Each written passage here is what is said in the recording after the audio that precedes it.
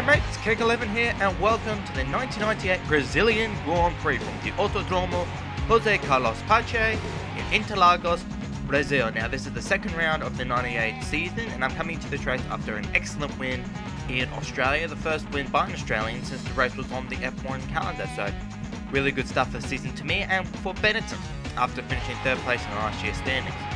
Anyway, looking at this race from a real life perspective, it was known for a dominant start-to-finish win for Mika Häkkinen, followed by second place from David Coulthard and Michael Schumacher in third place. This race solidified McLaren's dominance throughout the whole season. Both Benetton, Ferrari and the defending world champions Williams, particularly Williams, were struggling to keep up with the McLaren's pace and pretty much set a mandate for what the rest of the season was to come. A few particular events that happened during this race. McLaren's lost a protest by Ferrari against McLaren's second brake pedal, which they had in Australia, which, according to McLaren, is meant to be one pedal for one side of wheels and the other for the other.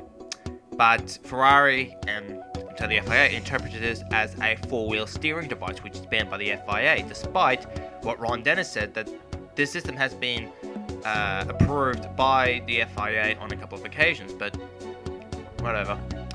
Other than that, Damon Hill and the Jordans was disqualified after having a car which is 8 kilograms underweight. So, looking at our Drivers' Championship table, it's pretty much a reflection of the results from Australia. We got Kent Levitt in the lead on 10 points after he won, followed by second place David Coulthard and Michael Schumacher rounding out the podium finishes. And rounding out the point scorer positions, we've got Eddie Irvine on 3 points, Mika Häkkinen on 2, so not exactly to real life to biggest position, but this may change. And Jarno Trulli, starting from near back of the grid, got up to 6th place in the Pros, so really good result for him. And as you can see here, the rest of the grid is still on 7 points with 0 points. And in the Constructors' Championship, Benetton is on top on 10 points, followed by McLaren Mercedes. Although Mika did not win, Coulthard's second place saw them bumped up to second place in the championship, 2 points behind Benetton. Following behind them, those two, we got Ferrari on 7 points, and then Prost Peugeot on 1. With that out of the way, let's look at the qualifying results from this race. In first position, starting on pole, we had Kent Levitt again with a 1:14 seconds flat.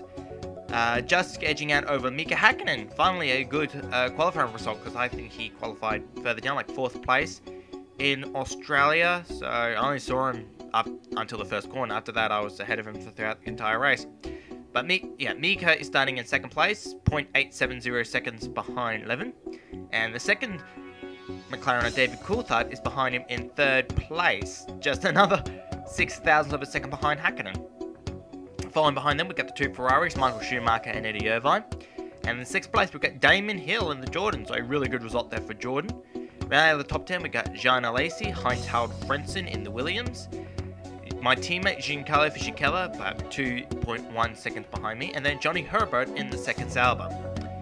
The rest of the grid looks like a pretty much normal scene of middle to back markers, including Jacques Villeneuve, which I must have didn't load up the game properly, so it come up as Williams Driver 1. I have to load up all the save data, which also has the name changes for myself and Villeneuve, and then load the championship. If I load just the championship, I get this. And yeah, as I was saying, round out the qualifying positions, we've got Esteban Tuero, Jos Verstappen, and the rest of the Tyrrells and Menards. Alright, so with that underway, that's a very quick intro. Let's get to the Brazilian Grand Prix, shall we? Okay, here we go. Brazilian Grand Prix is a go! And we have Kent Levitt in the lead and looking like he's made a good start. I don't see anybody next to him, so he's made a really good start as to go into the center entrance for the first time. Give me there. Okay, there. Now we've got in Curva del Sol, and by the sound of things, Kent Levitt has got a solidified lead with the, wow, good distance over the lead, so good job, Kent Levitt. Also, if you heard slightly at the start of the race, I did also forget to turn off the commentary, so you're going to hear a bit of Murray Walker as it was in 97. But that'll be turned off because this game I can turn that off. Formula 1 97, you can do that. So, and plus, I prefer listening to my own voice over them, although they do help a bit too. What I go and do F1 Career Challenge, I'm going to have as much information there as possible to give you a quite in-depth commentary where I can. As we see 11 go past Cotovelo, now Merguhud towards Juncao to complete our first lap. Overall hasn't been too bad, although we've got a little bit of a distance ahead of one of the Ferraris. I think it may be Schumacher, considering he started 4th place ahead of his teammate Eddie Irvine. I could be wrong about that though.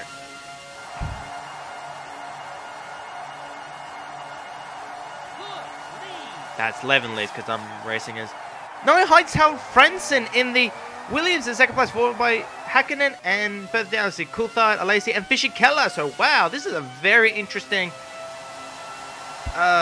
standings at this point. I would assume that there must have been a pile-up or something at the Estor Center that caused a big mix-up of the grid, but let's hope this top 6 continues, because it'll be points for my team, but also points for Williams to see that these Mechachrome engines, although not officially sponsored by Renault, still have got what it takes to compete in Formula 1.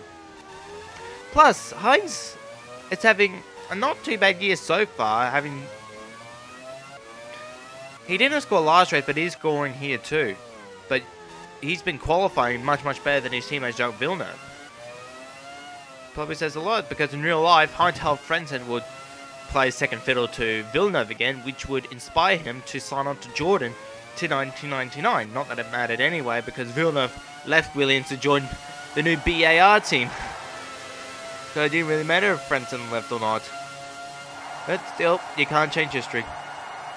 As you come across the finish line to finish our second lap, we got the fastest lap with a 1:13.840. So really good job. That's 2 fastest laps so far, as we go a little bit too tight in the last S. Frentzen, Hakkinen, Coulthard, Mark Schumacher, Alesi. Yeah. Looks like I admitted that I did take a shortcut, so for the benefit of the doubt, I did slow down to allow some of the drivers to catch up and take my penalty. As we had a quick glance over, I think we can just see Heinz-Harald Frentzen in the distance. But further down, I'm thinking Jean Alesi is going well in the Sauber, because Sauber did never score a single point last year, so I've heard. So in a way, that'll be their first ever non-scoring season since they started in 1991. Bit different from real life history, because this year, 2014, was their first season without scoring a point, and considering the problems Sauber's having, hope they pull through it too soon, or they're just going to be like Arrows, which, considering Arrows' time, how high they went, and their demise in similar circumstances to Sauber, so we'll have to wait and see in that sense.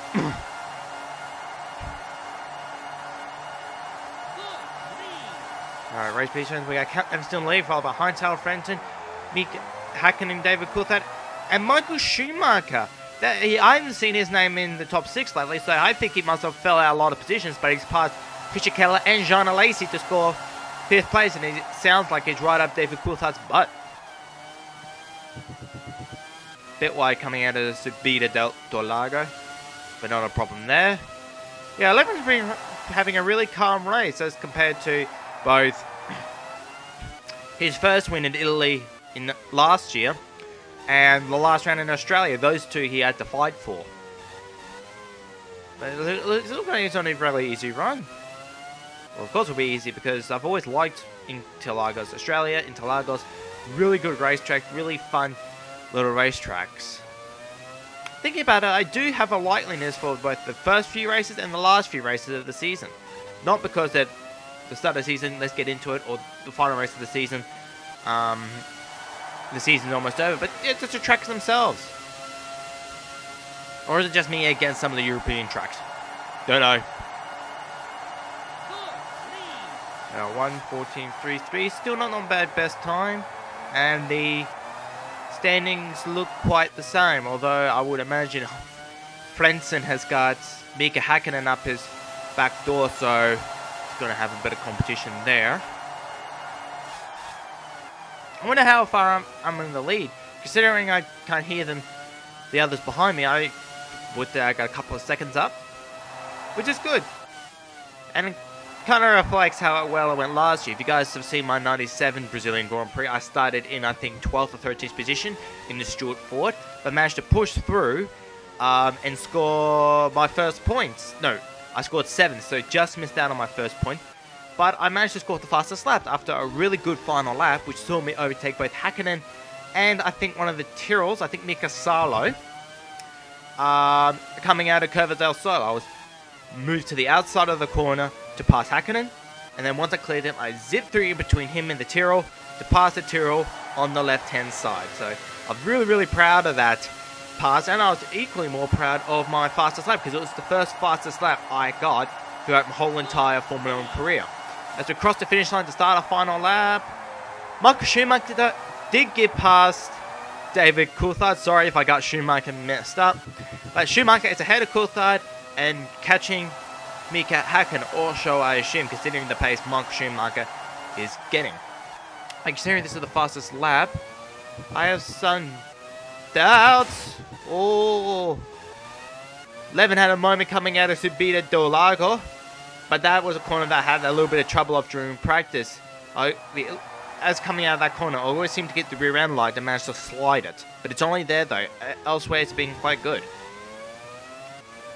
Chicano goes Pinheirino the last time. Then Coltavelo. Fourth gear, third, second. Like last year, oh no, down to first. Probably playing in conservative so he doesn't spin out and lose the chance of another race win. 2 in a row for this season. As we come into the Juncal corner for the last time. Yep, he's taking it very easy. And it looks like a very easy win for Kent Levin. Win number 2 for Benetton and for Levin for the 1998 season. He still hangs on to the first place position with Häkkinen presumably in second. Give a round of applause for Kent Levin. What a victory for Bulls. A terrific win. It was what a victory. It was the first time I've ever had a relaxed win. Led from start to finish, no problems apart from that little moment on Subida do Lago. But other than that, fairly fine. And looking down into the lap by lap standings, it looked pretty fun. Although Schumacher did a really good job to come back through the pack because he started about 5th or 4th and pushed up to score 4th place as it turns out. So congratulations on him. The winner of the race, Kent Levin, raced after 7 minutes, which is suitable enough for a YouTube video. But Untitled Chapter managed to hang on. He was half a second ahead of Häkkinen, so he was relatively easy for him. In second place, scoring Williams' first points. So congratulations to him. Third place, Mika Häkkinen, improving on his 5th place position in Australia, which should push him up a bit in the driver standings, as it should in real life. And rounding out the point scorer position, we've got Michael Schumacher. Congratulations on him after powering through to finishing up there. And then we got David Coulthard and Jean Alesi, the first points for Sauber, so congratulations on to him. Looking at the Drivers' Championship, we got Kent Levin in the lead on 20 points, 12 points in front of David Coulthard, so not really a big change for there, followed by Michael Schumacher by 1 point. And then following behind it, we got Untitled Chapter and Mika Häkkinen, both on 6 points. And then Eddie Irvine, Gianni Trulli, and Jean Alesi scoring the last point scoring position for Sauber. And now looking at the Constructor Championship, Benetton is still in the lead, but McLaren has pulled back a bit, but are still pretty much in this, 6 points behind Benetton. And further behind them, Ferrari is on 10 points. So Ferrari are not going to the lofty heights that they expected last year to win the World Championship, but at this point, they was trailing behind both myself and Jacques Villeneuve. Following behind them, we got Williams Mechacrime on 6 points, so they've scored the first points of the season and in midfield as they should. And then rounding out the top point scoring positions, we have got Prost Peugeot on 1 point, joining with them with Sauber Petronas on 1 point. So there we have it for the Brazilian Grand Prix, a quite quick one actually. I'm looking at the timer here, it's only gone for 15 minutes, so yeah, all is well that ends well, I guess. so hope I can get some similar shorter videos in the future, depending how the races go. Hope you all guys enjoyed this relatively shortened episode of my F1 career, and I'll see you guys at the next round in Argentina.